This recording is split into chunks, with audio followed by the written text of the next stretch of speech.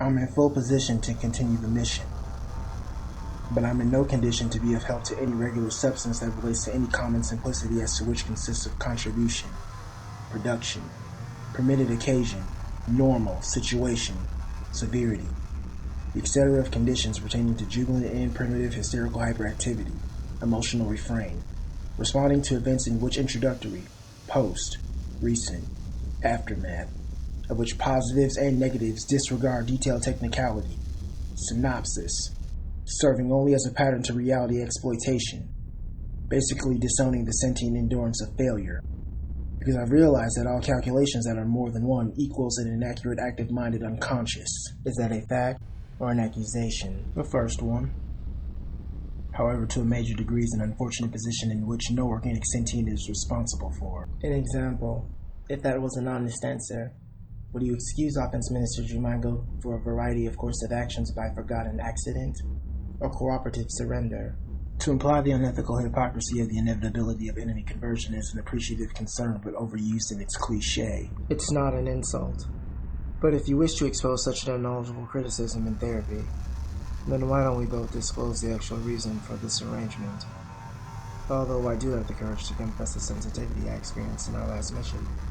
If you can tell me how you really feel about letting Nicole being tortured by Sanubius Lorezion 5 years ago, affecting your current stance on Russell. It's cool. With you and me, yes. But this operation, though? Don't be afraid to express any doubt.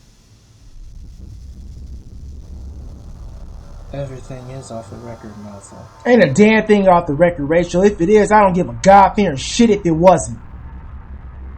My apologies if I approached too close. You don't even need to apologize. However, I accept it because you accepted this session, which is a lot to perform, plus I love you as a comrade and like a sister to me. I didn't perform anything. I just approached knowing and forgiving the risks. It's how everything starts, with the approach. It's funny how simple an approach can be, how an approach can be slow, how an approach can be quick. An approach can be right around the corner. An approach can be a risk. An approach can be rude. An approach can be aggressive. How an approach can be invasive. How an approach can be a recruitment. How an approach can be disruptive. How an approach in the majority is never thought through before approaching. And how overthinking is an accusation to be condemned, punishable to the fullest extent. Which I don't hold against Russell. But you do have questions. For him and me. It's not wrong to suspect flaws in what we're all doing, Nozzle. Rachel, when we gave our humanity away to find the barriers of reality, aiming to tear down as many walls as we could by riding along Russell's childlike political experiment, it's not only the damage we did to the external world, but what I let happen to Nicole and how I destroyed the plan by not just standing there any longer and not letting Nicole suffer, instead putting all of us in jeopardy. Russell wouldn't even be on diplomatic parole if I hadn't sabotaged everything. And we wouldn't have came as far as we have, and Nicole would have been dead by now if you didn't act on her own great instincts. I just stood there and Russell strictly told me not to engage for all of this around us. Nicole signaled me not to either. And Nicole knew the risks going into that situation, not only because she was devoted to our cause, but because who she is a descendant of. Sumania. From big sister to little sister. She inherited her habits the way they portray her posthumous sister in the public media. They portray her as a savage, responsible for the necessary repression needed for the public to accept, when it is nothing but propaganda to further this barbaric institution. Rachel, when we devoted ourselves to this operation, we went in this as kids with a fantasy mentality, declaring this performance as derelictionist, a word in which doesn't exist, a definition of performance experimentation of the personality, devoting to anti-enemy interaction, laziness, analyzing notions as enemy theorists, declaring reality as the ultimate enemy that hides behind body walls in order to enforce a suppressive structure. It was for us to refuse to comply with responsibilities that ended up being designed as entrapments, because we don't believe our abilities to respond should be enforced. The derelictionist personality performance was meant to be autonomous, but only to everyone in this unit. We chose self-imposed exile, because we opposed the settlement's ideas of enforcing our abilities to respond, with us using such a dynamic dereliction of duty stance, to settle a score against an unseen enemy that is so desperately waiting for us to fall into their trap. It was our way of getting it over with.